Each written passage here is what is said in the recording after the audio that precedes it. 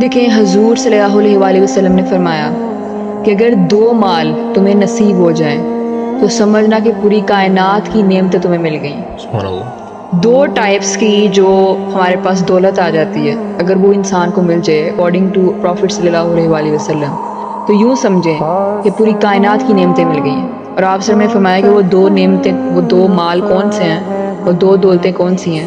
پہلی ہے معاف کرنے کی دولت اور دوسری ہے یقین کی دولت۔ بے شک۔ کہ وہ انسان جس کو اللہ تعالیٰ نے اتنا ظرف بخشا ہے کہ کوئی بھی اس سے برا سلوک کرتا ہے تو وہ اللہ کے سپرد اسے کر دیتا ہے اور اللہ کی رضا کے لیے اسے معاف کر دیتا ہے، تو یہ سب سے بڑی دولت ہے۔ اور دوسری دولت ہے یقین کی دولت، کہ کچھ بھی ہو جائے، آپ کی زندگی کتنے ہی مشکلات حالات میں آ جائے، کتنی ہی مشکلات کا شکار ہو جائے، لیکن پھر بھی آپ کا اس بات پر یقین ہو کہ اللہ میرا مالک ہے، اس کی طرف سے یہ آزمائش ہے، اس کی طرف سے یہ ساری پریشانیاں ہیں، اس نے ہی مجھے ان مشکلات میں ڈالا ہے کہ میں اس کے قریب ہو جاؤں۔ جب یہ آپ کا یقین ہو تو یہ آپ کی سب سے بڑی دولت ہے۔ اللہ